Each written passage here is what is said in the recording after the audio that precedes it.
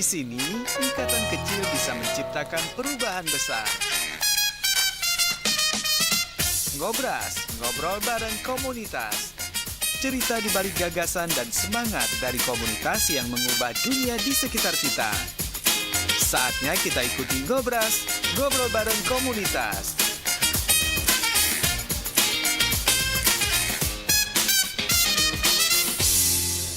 Assalamualaikum warahmatullahi wabarakatuh. Saudara pendengar dimanapun Anda berada, senang jumpa kita kembali di malam ini edisi Rabu 25 Juni 2025. Bersama saya Rifki Badral, temani aktivitas malam Anda hingga ke pertengahan malam nanti pukul 24 waktu Indonesia Barat.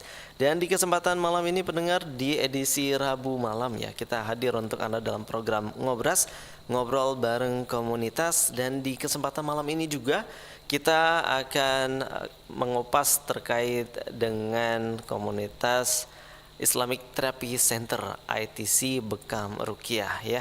Nah, untuk mengupasnya lebih dalam kita telah hadir narasumber kita di studio, yaitu Ustadz Al-Fauzi Al-Makassari CHTI SPDI selaku Direktur Ma'had Holistik Islami dan juga owner Islamic Therapy Center ITC Bekam Ruqyah.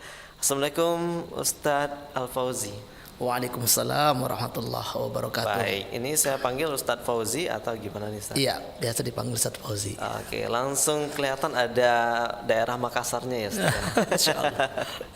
Ya, udah lama di Aceh Ustadz? Alhamdulillah Bang, saya sejak 2010 sudah di Aceh. Oh, sudah tergolong lama ya Ustadz ya?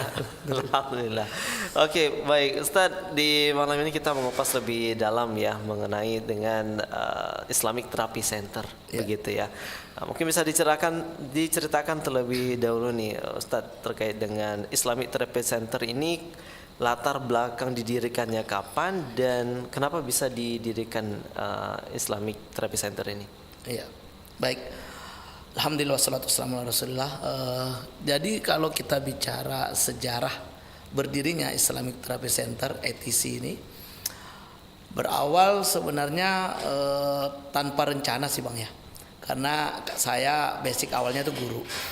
Jadi 2005 saya mengajar sampai dengan sekarang pun masih mengajar. Namun di 2013 akhir Desember itu saya diajak ngopi oleh kawan. Kemudian ternyata di balik ajakan ngopi itu ada maksud terselubung. Jadi bahasanya jebakan Batman gitu ya. Cuman jebakannya positif ya. Berfaedah. Jadi saya ditawarkanlah saat sudah berjumpa itu, kami kebetulan duduknya di warung kopi seberang tempat kami sekarang, ITC kami sekarang di Lamnyong. Jadi ditawarkan, Ustadz itu ada toko disewakan. Coba ditelepon. Saya bilang, untuk apa Ustadz? Telepon aja, siapa tahu rezeki. Saya ini belum paham nih maksudnya kemana. Akhirnya saya telepon juga atas permintaan beliau. Kemudian setelah itu terjadi komunikasi dengan pemilik toko dan benar toko itu disewakan dan angkanya saat itu bagi saya sangat besar, 19 juta ya. Nah, singkat cerita saya sampaikan sama kawan yang mengajak ngopi ini, mahal Ustadz, memang disewakan tapi mahal sekali. Itu tahun berapa Ustadz? 2013 Desember. 2013, ya. Baik. Lalu kata Ustadz ini, tak apa, telepon balik. Jadi kita ambil, jadi tepat tanggal 9 Desember. Ya, lalu kata beliau, ini kita sewa, tapi Ustadz duduk di situ. Saya bilang, saya gak ada duit Ustadz, ya kan? Nggak apa-apa Ustadz, saya akan tanggung semua, tapi Ustadz saya perminta untuk duduk di situ. Inilah awal. Jadi awalnya jebakan Batman yang kemudian membawa keberkahan sampai dengan hari ini. Dan awalnya bukan ITC sih namanya, Bang ya. Awalnya itu namanya As-Sihah. As-Sihah. Lalu kami 2014 bergabung dengan komunitas Ruqyah di pusat, namanya Rehab Hati Foundation. Lalu saya sebagai cabang resmi di Aceh ketika itu. Lalu 2018 kita berpisah dan barulah kami membangun kemandirian dengan nama yang beberapa kali berubah, Rumah Ruqyah Bekam. Kemudian akhirnya saat ini menjadi ITC Islamic Therapy Center Bekam Ruqyah. Seperti itu. Jadi tidak hanya therapy center tapi juga ada Bekam, ada Ruqyahnya juga ya. Oke, nanti kita lihat lebih dalam ya. Mungkin sebagai fondasi dasar nih Ustadz Fauzi, bisa dijelaskan juga visi misinya apa nih Ustadz? Iya, baik. Visi misi kita sederhana sih, sebagaimana moto hidup saya, khairun nas anfa'uhum linnas, sebaik manusia itu yang bisa memberi manfaat untuk manusia lain sebanyak-banyaknya. Maka visi ITC ini lahir untuk memberikan manfaat yang seluas-luasnya kepada umat Islam secara khusus dan kepada manusia secara umum. Jadi kita tidak ada masalah mau berbeda agama pun boleh, selama itu masih dalam taraf pengobatan yang kita bisa kerjakan dengan baik. Oke, baik. Ya, kita lihat lebih jauh ini kan terapi ini kan banyak pelayanannya ya, Ustadz ya. Nah, layanan utama yang ditawarkan oleh ITC kita ini apa nih, Ustadz, di bidang pengobatan Islami gitu ya, holistik Islami ya. Seperti apa nih, Ustadz? Yang kita tawarkan yang paling mendasar ya sesuai dengan judul dari komunitas kita ITC, bekam ruqyah. Maka kita fokuskan pada bekam, ruqyah dan juga herbal. Di samping ada pengobatan-pengobatan lain, terapi-terapi lain yang juga kita sediakan sesuai kebutuhan seperti terapi pijat, ya, dan yang lainnya. Namun yang lebih utama itu kita membuka konseling untuk kesehatan dan juga keluarga, kemudian bekam dan ruqyah. Oke. Baik, sebelum jauh saya mungkin lebih lari ke bekamnya nih Ustadz ya. Iya. Nah, mungkin bagi sebagian orang ada yang belum mengenal atau belum mengetahui lebih dalam terkait apa itu bekam begitu ya. Mungkin manfaatnya apa, takut di jarum dan lainnya gitu ya. Nah, mungkin pemahaman dasarnya sebenarnya bekam ini seperti apa nih Ustadz? Iya, baik. Sederhananya bekam ini adalah suatu metode pengobatan dengan cara mengeluarkan darah kotor dari permukaan kulit dengan perlukaan yang sangat ringan, sehingga tidak meninggalkan bekas, juga tidak ada luka menganga di sana. Ya, sangat ringan di permukaan kulit. Sasarannya adalah pembuluh darah kapiler. Ya, di situ banyak sekali terjadinya penyumbatan, toksit dan sebagainya. Lalu kita lakukanlah pengekopan di awal untuk anestesi alami sekitar 5 menit. Kemudian dilakukan perlukaan menggunakan tusukan jarum yang sangat halus. Lalu di kop kembali selama 5 menit untuk mengeluarkan darah kotor tersebut. Nah, sehingga bekam ini menurut kami dan para tentunya teman-teman yang bergelut di dunia pengobatan holistik ini, bekam ini pengobatan paling aman. Karena apa? Karena dia tidak perlu memasukkan sesuatu untuk mendapatkan kesembuhan. Justru dia mengeluarkan apa yang tubuh tidak lagi membutuhkannya. Seperti itu. Namun tentu ada SOP yang harus diperhatikan dalam praktek. Dan alhamdulillah saya sendiri sebagai trainer nasional untuk bekam ini. Oke, baik. Ada gejala yang dirasakan nggak nih Ustadz, mungkin bagi pasien ketika dia mengikuti bekam gitu? Iya. Biasanya sebagaimana Nabi kita Muhammad SAW itu menjelaskan dalam hadis, salah satu hadis ya, dari sekian banyak hadis-hadis tentang bekam ini, nikmat dawa al-hijamah, kata Nabi, sebaik-baik atau senikmat-nikmat pengobatan itu adalah bekam. Kenapa? Karena bekam itu punya 3 fungsi. Setelah kita berbekam langsung merasakan 3. Tadhabud dam, dia membuang darah kotor. Watadallul basar, dia mencerahkan pandangan mata. Watahuf as-sulb, dan dia memberi relaksasi, rasa nyaman terhadap badan, ya, rileks terhadap otot-otot. Ini manfaat bekam yang bisa langsung dirasakan saat itu juga selesai mendapatkan terapi bekam. Oke, jadi nggak perlu takut ya. Enggak, Karena kalau lihat fotonya mungkin sebagai wah, darah semua dikeluarkan gitu ya. Nggak mesti ya Ustadz ya. Oke, menarik. Nah, apa yang membedakan Ustadz pendekatan ITC kita dengan metode pengobatan konvensional atau alternatif lainnya? Ya, kita secara umum ya, kita visinya sama sih.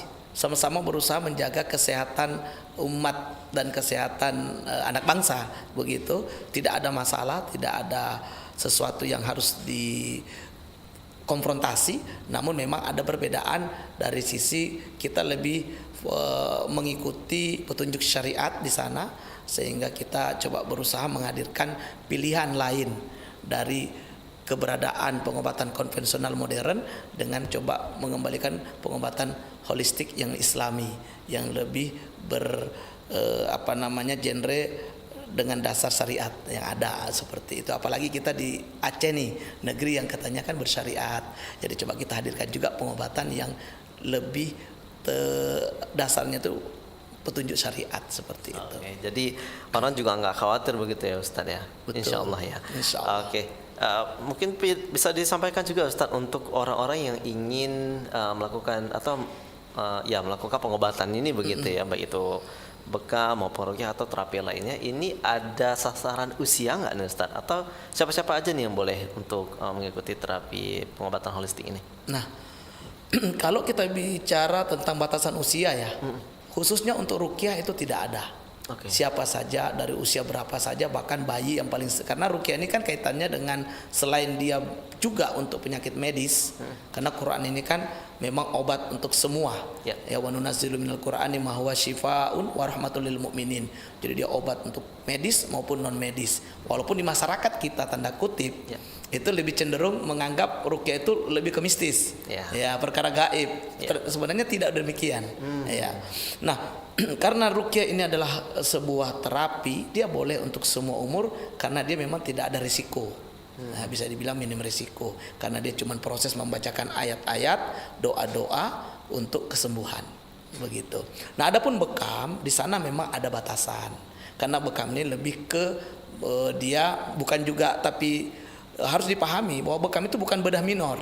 Nah, dia hanyalah proses pengobatan dengan cara menggunakan darah yang sangat ringan, jadi sehingga tidak masuk dalam definisi bedah minor seperti itu. Nah, memang ada batasan karena bekam ini untuk mengeluarkan darah kotor, mengeluarkan toksit, mengeluarkan hal-hal yang tidak dibutuhkan tubuh yang sudah menjadi sampah di dalam tubuh.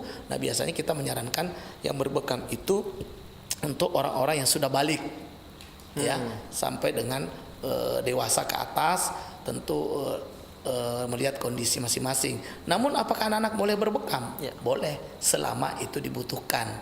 Oke. Ya, misalnya dia mengalami alergi. Nah, ini membutuhkan terapi bekam. Kita tahu bahwa alergi itu juga bisa karena darah yang kotor. Nah, sehingga kita lakukan terapi bekam pada anak-anak yang mengalami alergi. Namun untuk bayi ya atau balita itu tidak kita sarankan dilakukan terapi bekam. Iya. Sebaiknya pendekatannya adalah pola makan dan juga terapi-terapi yang lebih soft, yang lebih cocok seperti pijat, ya, dan makanan. Oke, baik. Jadi ada kategori-kategori yang bisa begitu ya Ustaz ya. Iya. Nah, untuk bekam tadi apakah ini dilakukan sekali tahap Ustaz atau ada dilakukan bertahap lagi, ada lanjutannya begitu? Oh iya. Untuk terapinya ya. Iya. Untuk bekam kita dianjurkan untuk berbekam itu sebulan sekali. Oh, oke. Ya. Atau minimal 3 bulan sekali. Paling lambat 6 bulan sekali. Walau ada juga sebagian anggapan yang salah di tengah masyarakat kita nih. Jangan berbekam. Nanti kecanduan. Dia sekali bekam nanti minta lagi gitu kan. Oke. Nah, padahal bekam itu sebulan sekali. Yang paling cepat juga 15 hari sekali kalau memang ada kondisi-kondisi yang sangat urgent untuk dilakukan pembekaman. Nah, kalau tidak maka sebulan sekali cukup. Nah, sebulan sekali ini tidak mungkin menjadi sebuah kecanduan. Sementara makan yang 3 kali sehari kita anggap kebutuhan. Iya kan? Bagaimana mungkin sebuah terapi yang hanya dilakukan dengan jarak sebulan sekali itu bisa dianggap kecanduan. Ini yang kita perlu perbaiki cara pandang terhadap bekam. Nah, sebulan sekali sudah cukup ya. Kalaupun tidak sempat paling tidak 3 bulan sekali, karena dalam teori kesehatan modern pun 120 hari itu masa umur darah. Biasanya dia akan mati, menua sel darahnya, sehingga itu perlu dibuang. Jadi cara kerja bekam ini seperti got yang sudah mulai sumbat, mulai penuh sampah, kita bersihkan. Maka nanti dia lancar kembali. Begitu, Bang. Baik. Jadi ada waktu-waktunya juga begitu ya Ustaz ya, agar bisa dipahami dengan baik ya. Nah, kita kembali ke ITC-nya nih Ustaz, mungkin sedikit ya. Untuk keanggotaan kita ini sudah berapa banyak nih Ustaz? Mungkin tenaganya begitu ya. Apakah kita ada kriteria tertentu yang bisa dilibatkan untuk menjadi tenaga begitu atau seperti apa nih Ustaz? Ya, baik. Untuk khusus pengobatan di ITC itu terkait rukyah ini kita ada tim ya yang selalu turun mengadakan edukasi ke masyarakat. Yang terdekat ini kita akan edukasi di Masjid Besar Abu Indrapuri Aceh Besar pada hari Ahad nantinya. Nah, kemudian adapun tim pembekam kita itu harus tersertifikasi. Nah, karena saya alhamdulillah sebagai trainer nasional untuk memberikan pengajaran tentang bekam. Jadi kita tim harus tersertifikasi, mendapatkan sertifikat LKP dan LPK yang resmi dari Kementerian Pendidikan dan Kementerian Tenaga Kerja. Nah, itu nanti menjadi standar. Tentu setelah dia pelatihan wajib memperbanyak pengalaman melalui jam terbang, dan itu tetap di bawah pengawasan kita. Jadi tim kita kalau di TC sendiri ada sekitar 10 sampai 15 orang yang merupakan tim utama, tim inti. Namun yang kemudian masing-masing tim ini punya kalian berbeda. Ada yang bekam, ada yang pijat, ya, ada yang di bagian IT, seperti itu. Dan untuk ruqyah konsultasi itu memang langsung saya yang menangani. Siap, khusus itu. Begitu ya Ustaz, khusus, ya. Iya.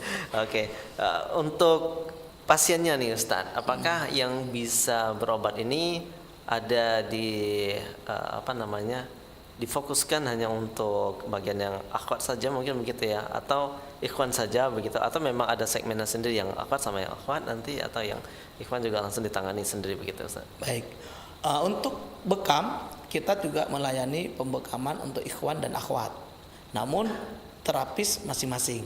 Jadi ikhwan ditangani ikhwan, akhwat ditangani akhwat. Hanya untuk ruqyah, karena mencari peruqyah akhwat ini agak sulit, yang mau turun di sisi ruqyah ini karena banyak yang takut, ya tanda kutip gitu ya. Nah, sehingga semua ruqyah itu masih saya yang langsung menangani, dan kita berharap pada pasien perempuan itu untuk ada kawan ketika terapi seperti itu. Oke, baik. Saya melihat sendiri nih Ustaz untuk ruqyah mungkin ya, karena memang mindset masyarakat umumnya ya ruqyah berarti ada yang kerasukan begitu ya, bahasa sederhananya begitu ya. Nah, memang sebenarnya ruqyah ini seperti apa Ustaz? Dan memang terapinya apakah ada terapi khusus atau seperti apa emang? Ya. Ruqyah pada dasarnya sama dengan terapi-terapi yang lain, bahwa tujuannya untuk membantu orang sembuh dari keluhan penyakit. Nah, hanya saja memang orang akan datang untuk ruqyah itu ketika dia sudah capek berobat ke medis misalnya, ataupun terapi-terapi yang sifatnya fisik, lalu tidak menemukan kesembuhan, datanglah dia ke ruqyah karena menganggap mungkin ini bukan medis murni, ada unsur-unsur lain mistis dan gaib gitu, baru datang ke ruqyah. Nah, sehingga ruqyah cenderung lebih diarahkan kepada hal-hal yang bersifat mistis tadi, padahal tidak demikian. Nah, bagaimana terapinya? Ya tergantung kondisi masing-masing. Ada yang butuh rawat jalan selesai, 1-2 pertemuan sudah selesai. Ada yang butuh intensif sampai 5-7 pertemuan berturut-turut setiap hari, begitu. Ada yang sampai harus karantina. Ya, namun kita di ITC belum ada sistem yang karantina. Kalau yang karantina kami kirim ke kerjasama dengan teman-teman di luar Aceh, ada yang di Jawa, ada yang di Pekanbaru, gitu. Namun di ITC sendiri baru menangani perawatan rawat jalan dan intensif 7 hari secara berturut-turut ya, 7 hari itu pagi sore.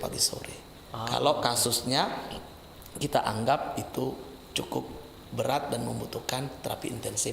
Namun kalau hanya misalnya kasusnya kesambet nih, kalau kata orang Aceh meramput, itu biasanya 1-2 kali udah cukup. Oke, baik ya. Tapi memang benar ada nggak sih Ustadz kalau memang orang sebut ya ini udah kerasukan nih Pak Bawa ke ruqyah begitu ya? Atau misalnya orang awam atau orang keluarga sendiri nih ketika mungkin melihat salah satu keluarganya yang mungkin diduga sama mereka ini kerasukan, kita nggak bisa tangani begitu. Apa yang mungkin bisa dilakukan sebagai first aid nih untuk tahap pertama ditolong si pasien atau anggota keluarganya nih Ustaz? Ya, alhamdulillah ini kita sudah berkeliling Aceh ya, sampai kita masuk ke Simelung, ke Pulau Banyak dan seujung Aceh untuk edukasi tentang ini, bahwa kita mengajarkan di sana ada namanya ruqyah mandiri. Yang sederhana, yaitu dengan cara meletakkan tangan kanan di tempat yang sakit, lalu kita membacakan doa-doa kesembuhan. Bacakan ayat-ayat Quran, minimal Al-Fatihah, Ayatul Kursi, Al-Ikhlas, Al-Falaq, An-Nas, dengan niat untuk mengobati diri sendiri. Ini bisa dilakukan oleh siapa saja, selama dia Muslim, dia beriman kepada Allah, yakin bahwa Allah akan menolong, dia niat untuk mengobati dirinya, maka terapi mandiri ini sangat efektif. Nah, lalu kita juga mengajarkan bagaimana cara menangani orang lain. Misalnya seorang ibu meruqyah anaknya, seorang suami meruqyah anak dan istrinya, seorang istri meruqyah anak dan suaminya ketika sakit, itu boleh. Nah, kita ajarkan juga. Sederhana tadi dengan meletakkan tangan kanan di tempat yang sakit lalu membaca surah-surah Al-Qur'an. Dan semua Al-Qur'an menurut para ulama itu boleh dijadikan ruqyah. Namun dalam riwayat-riwayat memang ada beberapa surat-surat pilihan. Nah, tapi yang paling agung diantaranya adalah suratul Fatihah, ayat kursi, Al-Ikhlas, Al-Falaq dan An-Nas. Dan ini bisa dilakukan oleh setiap kita. Seperti itu. Jadi untuk orang yang mungkin mereka lihat juga, karena saya pernah mengalami nih Ustaz, mungkin saya share sedikit. Pernah ngalamin itu karena kebetulan juga sempat mengajar begitu ya. Jadi ada salah satu siswa dia memang disampaikan sama siswa yang lainnya, dia kerasukan nih Pak begitu ya. Nah saya juga bingung ini menanganinya ya. Akhirnya saya panggil orang di tim gurunya juga untuk bantu. Akhirnya dipanggil yang ustaz untuk meruqyahnya. Nah ini seperti apa memang kita ini mengetahui ini pasien atau ini orang dirasuki beneran, atau memang dia ini ada gejala tertentu nih bagian tubuhnya nih Ustaz? Iya. Secara sederhana ada sih cara untuk mengetahui, membedakan ini medis atau non medis gitu ya. Walaupun memang perkara gaib ini kan tentu hal yang kita semua juga tidak punya kemampuan khusus untuk itu. Nah, namun kita bisa membedakan dari beberapa misalnya kejadian di lapangan. Kalau dia gangguan medis, cirinya itu penyakitnya dia pindah-pindah. Nah, kadang sakit kepalanya, tiba-tiba udah sakit perut, tiba-tiba udah sakit kaki. Dia tidak satu. Misalnya kalau sakitnya cuma di tangan bagian kiri itu aja selalu. Di situ aja, ini ciri medis.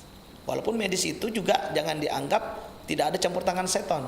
Sesungguhnya penyakit medis itu juga ada campur tangan seton. Dari mana kita mengambil? Dari Al-Quran, sebagaimana apa yang disampaikan oleh Nabi Ayub ketika beliau sakit. Beliau mengatakan, Robbi anni masaniyas syaiton. Ya Allah, saya sedang diganggu setan. Kita tahu Ayub kan mengalami penyakit yang sangat berat saat itu. Dan ternyata itu adalah perbuatan setan untuk menghalang-halangi Ayub dari ketaatan kepada Allah. Jadi sakit medis sekalipun itu ada campur tangan setan, sehingga ruqyah itu tetap dibutuhkan. Nah, jadi kalau sakitnya betul-betul gangguan setan, biasanya cirinya berpindah-pindah, berjalan-jalan gitu ya. Kemudian sakitnya di jam-jam tertentu. Tidak setiap kalau medis kan dia ya dari pagi sampai sore yang namanya tetap sakit. Gitu. Ini enggak, nanti sakitnya di jam 1 malam. Ya kan? Ada sakitnya di jam 1 subuh, jam 1 siang. Nah, gitu. Kalau anak maghrib enggak sih biasanya? Kadang maghrib gitu ya. Seringnya gitu. Nangis. Nah, ini menunjukkan bahwa itu bukan medis murni, tapi kemungkinannya ada unsur lain. Nah, maka ruqyah sangat berperan di sini.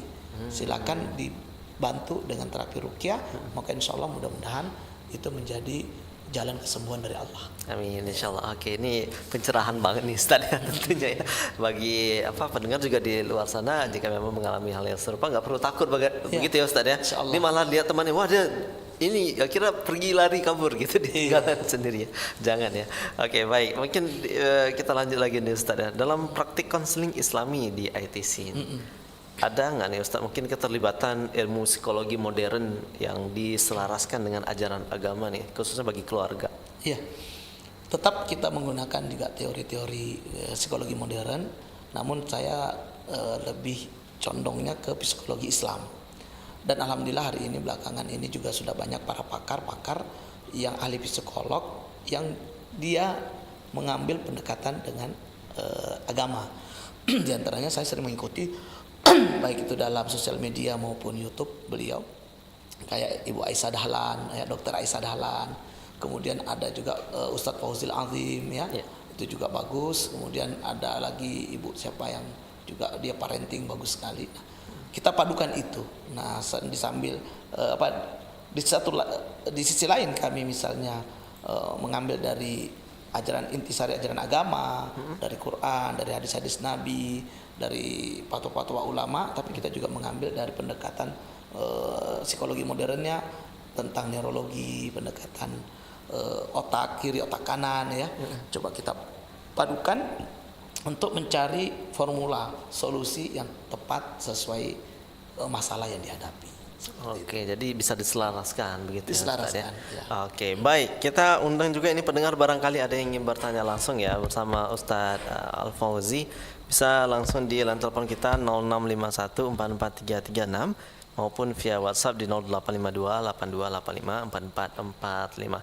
Namun tetaplah bersama kami pendengar, Ustadz, kita harus break sejenak untuk kita ikuti beberapa pariwara berikut. Tetaplah bersama kami di Ngobras, ngobrol bareng komunitas.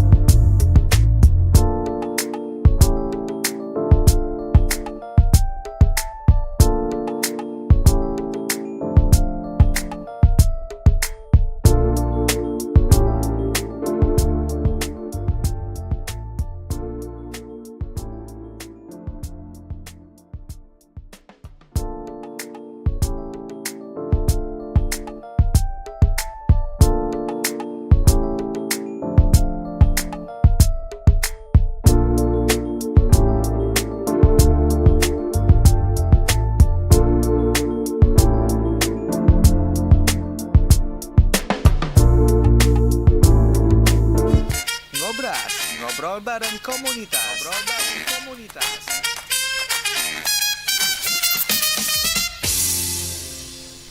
Baik, terima kasih pendengar, Anda masih bersama kami di Ngobras, ngobrol bareng komunitas. Masih bersama Ustadz Al-Fauzi Al-Makassari, CHTI, SPDI, selaku Direktur Ma'had Holistik Islami, MHI, dan juga owner Islamic Therapy Center, ITC Bekam Ruqyah. Baik Ustadz, kita lanjutkan kembali untuk perbincangan kita di malam ini. Bisa diceritakan Ustadz pengalaman pasien yang merasakan manfaat besar dari terapi ITC kita, Ustadz? Ya, baik. Alhamdulillah kalau untuk manfaat ya tentu kalau saya menceritakan secara pribadi nampaknya kurang etis ya, tetapi sebagai pengalaman kan sah-sah saja bahwa alhamdulillah beberapa kasus-kasus klien kita yang datang dalam kondisi yang sangat berat ataupun kondisi yang sakit berkepanjangan begitu. Nah, setelah terapi di tempat kita mengalami kesembuhan, mengalami kondisi yang membaik, mengalami kesehatan yang lebih baik dibanding sebelumnya.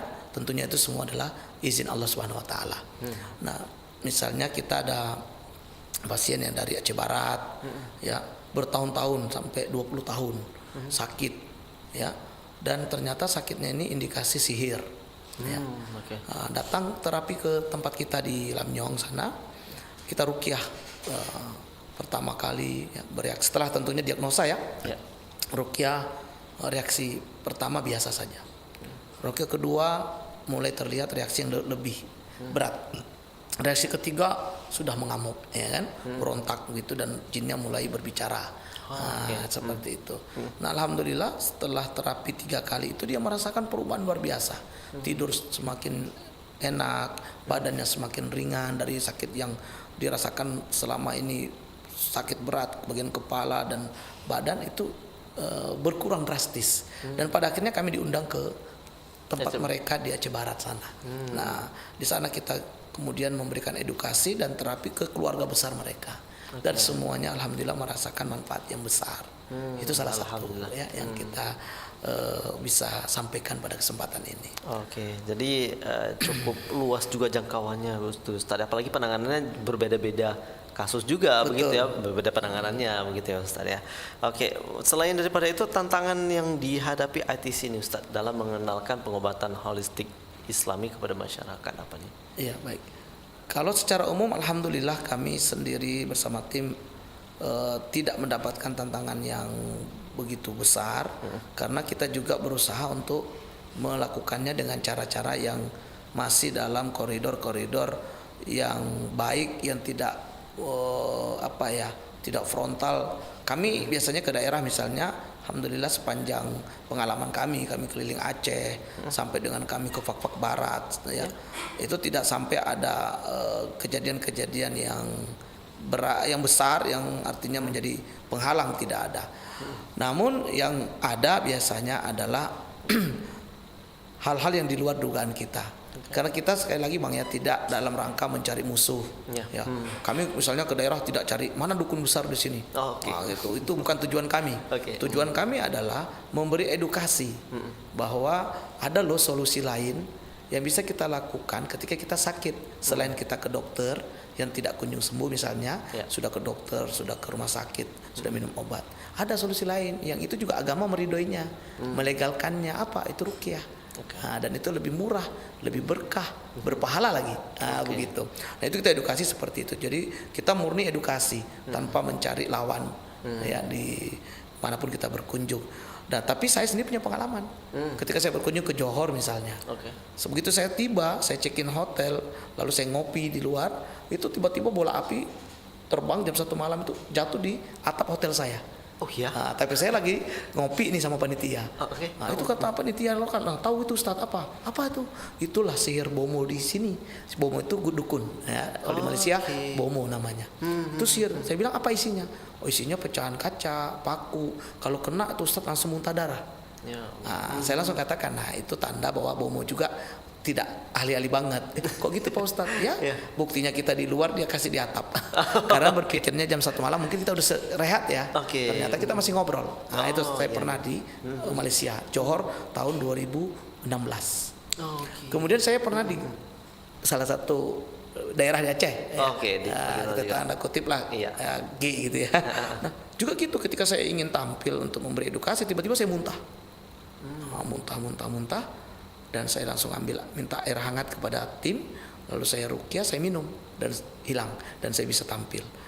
Ternyata setelah saya pulang ke Banda Aceh, disampaikan oleh teman saya yang orang sana, keluarganya, tahu bahwa kami sedang ada acara di sana dan tahu kejadian itu bahwa saya muntah. Karena keluarganya hadir saat itu dan diceritakan, Ustaz Fauzi di sana muntah-muntah. Kenapa emang? Dia disihir. Begitu. Siapa yang sihir? Dukun, salah satu dukun di sana, karena nggak suka beliau hadir mengedukasi masyarakat di masjid karena itu akan takut mengganggu pasar mereka. Nah, ini diantara yang kita alami ya saya secara pribadi, sehingga banyak sekali sedikit teman-teman Purki ini mulai agak ragu. Ya, mulai bukan ragu sih. Goyang. Ya, agak takut gitu ya. Kenapa? Tantangan Takut dengan serangan tadi, tantangan tadi ya. Walaupun saya katakan ya sebenarnya kita nggak jadi peruqyah pun setan tetap nyari kita gitu kan. Karena setan itu tidak pernah berhenti untuk menggoda kita. Namun memang ketika kita face to face lebih peluang ya. Namun sekali lagi ada Allah ya, kita tetap berlindung kepada Allah, memohon pertolongan ya. Tidak boleh sombong, tidak boleh takabur, tidak boleh mencari musuh. Tugas kita adalah mengedukasi sambil juga untuk melatih diri kita agar selalu bersandar kepada Allah Subhanahu wa taala. Ini penting sekali ya. Dimanapun ya, terlebih kalau memasuki sebuah wilayah yang mungkin belum kita kenal ya Ustaz ya. Benar. Nah, ini juga menjadi proteksi begitu ya agar bisa lebih terjaga. Ustaz, tentunya ini kan kita juga sudah berjalan lama ya. Dari tahun 2013 ya. Betul. Sampai saat ini ya. Nah, ini bagi yang mendengarkan ya mungkin Ustaz ya belum pernah dengar nih ada ITC, tapi pas dengar malam ini jadi pengen ke lokasi. Nah, mungkin bisa diberitahukan Ustaz nih lokasi kita di mana begitu? Iya, baik. Kalau lokasi secara pastinya kami berada di Jalan Tenya Arif, ya, tepatnya di seberang dari Hotel Serambi Mekah Lamnyong. Oke, tahu. Iya. Nah, di Google Map juga ada. Iya. Bisa nanti diketik Islamic Therapy Center atau Bekam Rukyah, nanti muncul itu biasanya. Iya. Jalan Tenya Arif. Nah, kalau ada Jalan Tenya Arif itu tidak ada yang lain kecuali kami yang di Lamnyong. Iya. Tapi kalau yang di Lamprit nanti ada yang lain teman iya, kita. itu di kawan kita juga. Siap. Itu kan dekat rumah sakit ya? Iya benar. Iya. Itu kawan kita juga, Kolega- tim kita juga. Jadi insya Allah silakan bagi yang ingin berkunjung, tentunya di hari kerja kami dan di jam kerja kami boleh untuk menghubungi kami juga boleh. Nomor kami juga ada di sosial media, di Instagram maupun di Google itu sudah ada. Silakan dihubungi saja. Oke, ini jadi langkah ya, terlebih bagi mereka yang mungkin perlu pengobatan secara medis Islami, kayaknya nih udah dapat jalan, semoga deh Ustaz ya. Oke, Ustaz, ke depan seperti apa nih? Apakah ada rencana ekspansi lagi ke kota atau daerah lain untuk menjangkau masyarakat lebih luas? Iya, insya Allah kita terus bergerak. Namun memang diantara kendala saat ini adalah tanda kutip sih, Ya. agak sulit izin masjid. Oh, oke, baik. Iya. Tapi kami selama dapat izin masjid, kami siap hadir tanpa perlu dibiayai oleh yang mengundang. Oke. Jadi kalau untuk edukasi ruqyah dan sehat ala Nabi ini, kami siap hadir di masjid di mana masjid itu ada izin dari BKM, ya, sehingga kami bisa masuk untuk memberi edukasi dari pagi sampai siang, ya, itu gratis. Kami akan datang dengan tim dari Banda Aceh ini. Kalau dia bisa bawa kendaraan sendiri, kami bawa kendaraan sendiri. Kalau dia harus nyebrang pulau, kami siap dengan naik kapalnya. Itu kita memang program yang selalu tidak pernah kami bosan-bosan. Namun memang saat ini sekali lagi kendala kami di izin masjid. Namun alhamdulillah sebelum ini kami di Lam Ara Tunong, kemudian ini nanti hari Ahad kami diundang di Masjid Besar Abu Indrapuri.